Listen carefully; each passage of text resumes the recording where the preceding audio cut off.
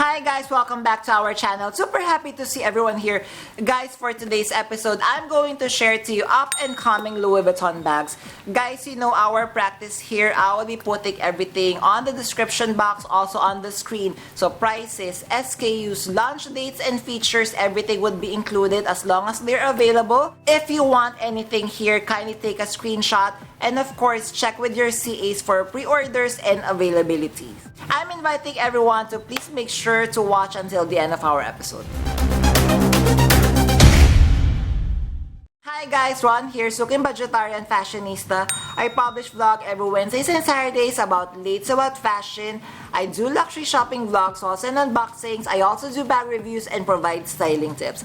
I'm inviting you to please join our ever-growing fam. There's a cute little icon here, so please click on this one so you can easily subscribe and be a member of our growing luxury addicted family. Please like and share this video and follow me on my new Instagram account that's at Graphite for daily updates and styling tips coming from me. Happy Louis Vuitton Day, guys! I'm happy to share Pharrell Williams' second collection for Louis Vuitton for pre-fall 2024. We'll be sharing most of the bags from the latest runway collection in Hong Kong. Features will be included, SKU and prices will be posted once available. Kindly take a screenshot and check with your CAs for orders and availabilities. Happy shopping, guys! Alright, let us start first with Speedy 30 or 35. So the size of this one, so looking at the photo, it's either 30 or 35, but the most notable part here is the new giant dame canvas print. It also features vachetta top handle, detachable strap with vachetta bag tag. Next, we have a hard case messenger. This one, it looks like a miniature hard case rolling luggage with the dame pattern, as you could see here. Kind of reminds me like the one with Rimowa and Dior. It has a detachable crossbody and it shows Louis Vuitton logo in front of the bag. Then we have the Alma size GM. So this is a travel bag size Alma, made of leather with the dame pattern embossing, as you can see here, and it features black leather trims, black leather top handle. It would feature detachable strap with gold hardware. Then we are going to see many DOP kits on the collection. So the very first DOP kit, so this is the new giant dame graphite canvas, coated canvas print. So it also features black leather top handle and zipper closure. I'm actually loving this new canvas print for men's of Louis Vuitton. What do you think, guys? Kindly comment down below. Next, we have a soft polish on size GM. So this one is in coated canvas, and this is another new print from Louis Vuitton. We are going to see like a quilted pattern with LV flowers. So this comes with detachable leather strap with gold hardware as well. And then we have this PM size of the soft polish on. Same in the coated canvas, the new one in the graphite dame canvas giant version. It features detachable leather strap with gold hardware and comes with leather bag tag as well. Then we have a Keepall 25. So this is a new design. So material can either be denim and jacquard with contrasting Louis Vuitton logo, as you could see here.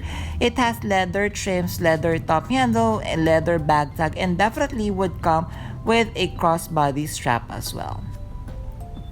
Then we have an on the go for men. So this is a tote bag, and this is like the same first bag that we have discussed in the new dame canvas print. As you can see here, this is the lighter version. I'm actually liking this one. We could see like a bluish and pink colorway with vachetta trims and top handle.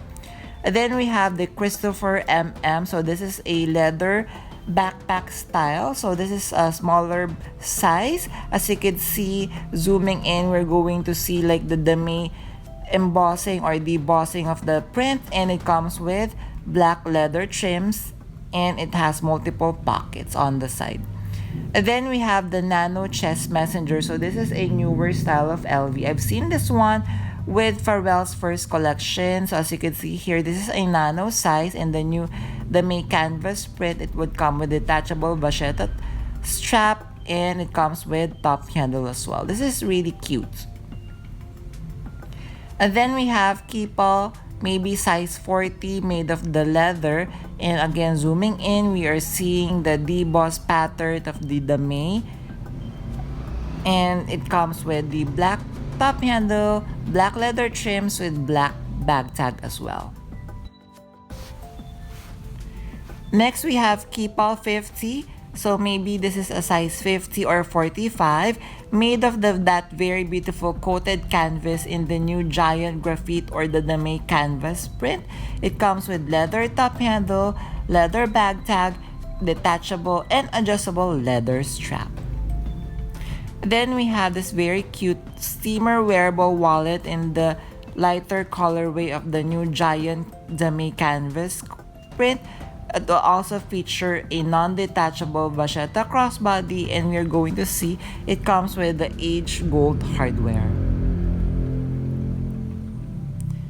We have a Keepall 25. This one, guys, I am really loving so far. As you can see, I really do love this giant graphite coated canvas. So it would feature leather top handle, bag tag, and would also come with a padlock as well. Then we have the soft chalk made of leather with the giant dame debossing pattern, and we're going to see it would come with black leather trims, black chain, and black hardware.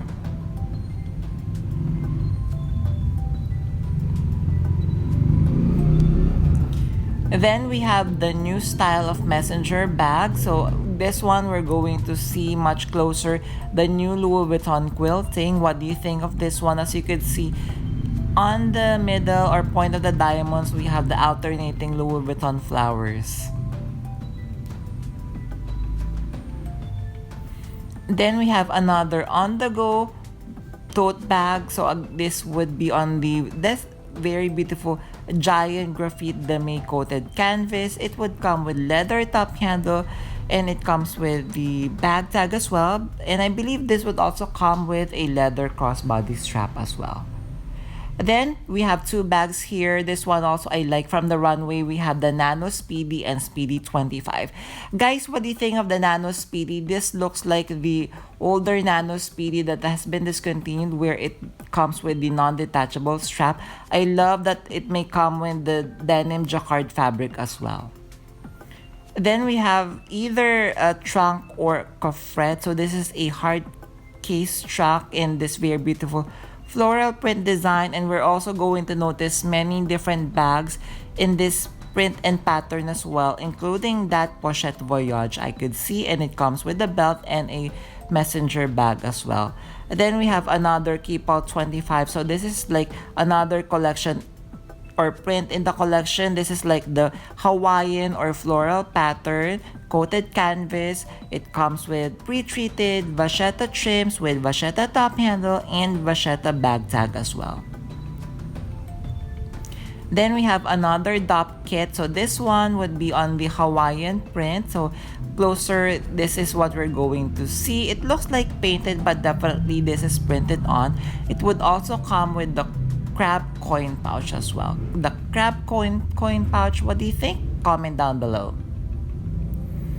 Then guys, I'm not really sure of the name of this one. I'm calling it just the Ivy Walk, because if you're going to take a closer look, it looks like the Ivy wallet on chain. So this is a smaller bag, so it would come with the coated canvas printed design like the Hawaiian print with the vachetta trims. Then we have the on the go. So this is another tote bag in the Hawaiian floral pattern coated canvas design, pre-treated vachetta with pre-treated bag tag with the very cute crab coin pouch.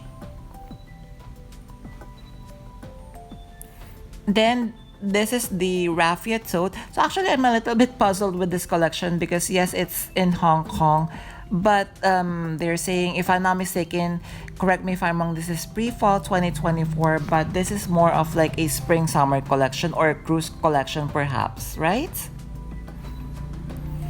And then we have Keepall 25.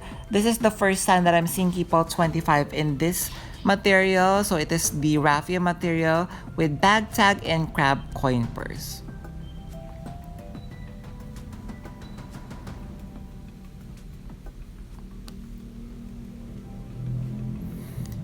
Next, we have bomb bags. So we have several bomb bags in this collection. So this one is the more plain bomb bag design. It's just plain leather. Then it would see the Louis Vuitton logo in front.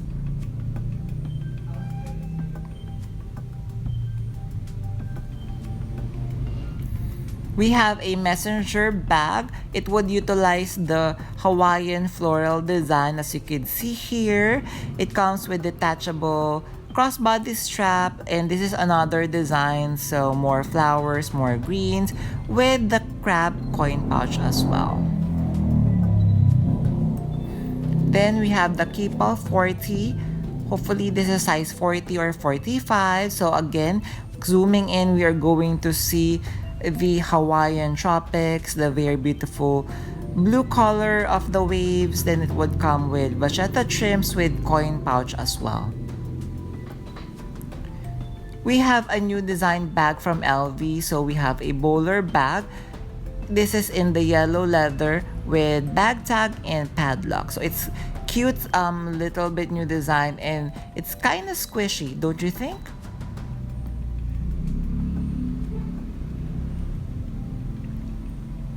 Next, we have another bomb bag design. So guys, I would like to mention, as you can see here, this looks like inspired by the women's bomb bag that has been discontinued, because this comes with the top handle that the newer bomb bags doesn't come with anymore. What do you think? Then we have a new style as well. So we have hobo bag. This would feature the material, hopefully I'm correct, in the denim slash jacquard fabric in the giant dame pattern. We're going to see adjustable vachetta strap. Then we have a Speedy 40. So with the Speedy 40, it would feature the denim jacquard fabric with vachetta trims, with crab coin pouch and bag tag as well.